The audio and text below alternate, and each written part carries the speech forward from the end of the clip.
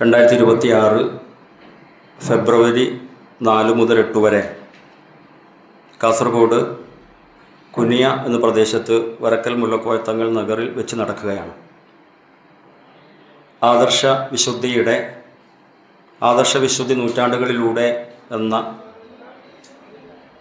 പ്രമേയത്തിൽ സമസ്ത കേരള ജമിയത്തുൽ ഉലമയുടെ പ്രസിഡന്റ് മഹാനായ സയ്യിദുൽ ഉലമ സയ്യിദ് മുഹമ്മദ് ജിഫ്രി മുത്തുക്കോയ തങ്ങൾ നയിക്കുന്ന സമസ്ത ശതാബ്ദി യാത്ര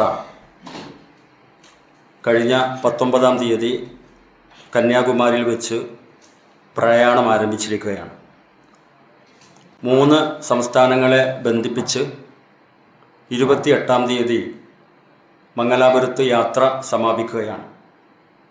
അതിൻ്റെ ഭാഗമായി ഈ വരുന്ന 27-ാം തീയതി ശനിയാഴ്ച വൈകുന്നേരം ജാഥ കണ്ണൂരിലെത്തുകയാണ്. ഏകദേശം 400ഓളം സ്ഥിരാംഗങ്ങളുള്ള ജാഥ ഡിസംബർ 27-ന് കണ്ണൂർ ജില്ല അതിർത്തിയായ പെരിങ്ങത്തൂരിൽ വെച്ച് അവിടെ മറവട്ട് കിടക്കുന്ന അലിയൽ കൂഫി എന്ന് പറയുന്ന മഹാൻ്റെ മക്ബറ സന്ദർശനത്തിന് ശേഷം സമസ്തയുടെയും പോഷക ഘടകങ്ങളുടെയും നേതാക്കൾ കണ്ണൂരിലേക്ക് സ്വീകരിക്കും.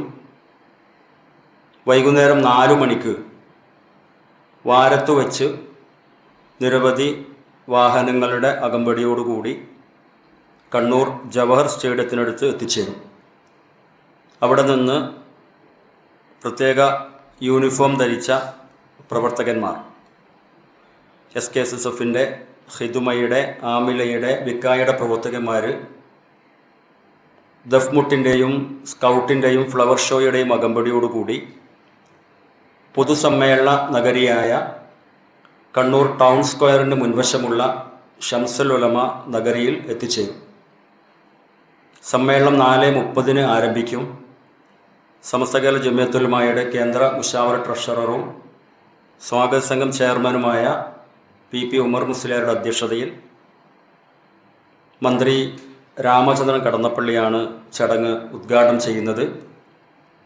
KPCC president advocate Sunny Joseph MLA, മുസ്ലിം ലീഗിൻ്റെ കണ്ണൂർ ജില്ലാ പ്രസിഡന്റ് അഡ്വക്കേറ്റ് അബ്ദുൽ കരീം ചേലേരി എന്നിവർ അതിഥികളാവും.